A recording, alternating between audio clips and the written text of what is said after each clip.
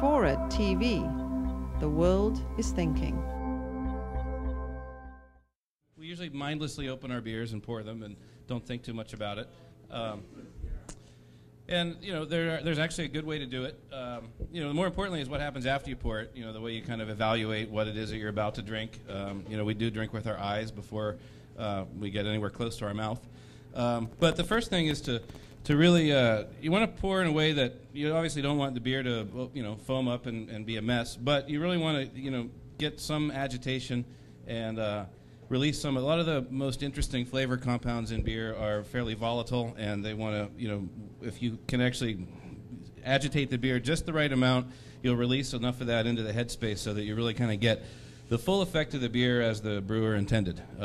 So that usually means starting with a, you know, pouring into the side of the glass, and depending on how much foam is produced, slowly tilting the glass upright, and you want to kind of wind up with about an inch or 3/4 of an inch of head. This is going to end up being a little bit more. Not quite, though. And that's just about perfect.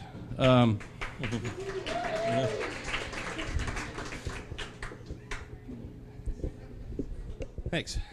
So now I'm holding a glass of beer. There's a bunch of things happening that, you know, normally if I was really thirsty and I wasn't really paying attention to what I was doing, I'd probably miss out on a lot of these things. You know, first of all, you do, like I said, you drink with your eyes. What I see is that this is a pretty effervescent beer. There are a lot of bubbles rising up. There's a lot of little, you know, imperfections in the glass which produce little nucleation sites where CO2 breaks out of solution from the liquid, and that's basically all those little bubbles rising up. That tells me that I'm going to drink a beer that's, you know, like I said, kind of on the effervescent side, has a nice amount of carbonation to it. You know, I'm also, my mind is, you know, producing a bunch of opinions already about the color. You know, I'm probably not consciously thinking of all those, but I'm definitely getting a sense of what this beer is going to taste like well before I get anywhere near my nose.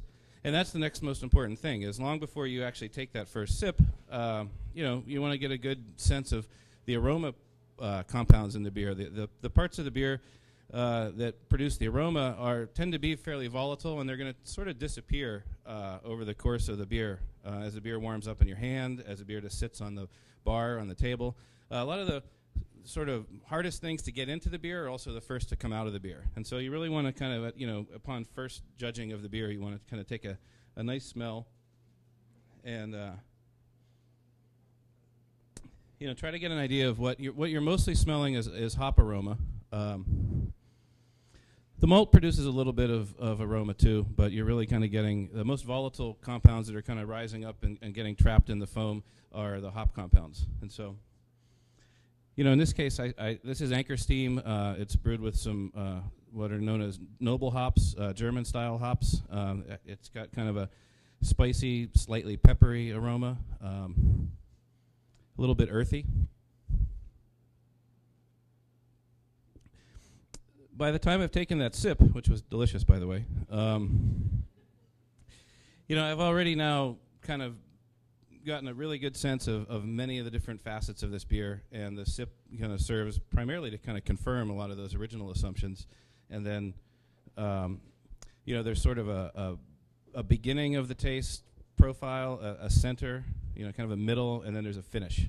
You know, the malt kind of shows up in the center of the taste profile, and then in the finish, you sort of end up with a drying effect from the hops, and that's kind of that's sort of what gives the beer drinkability. Hops,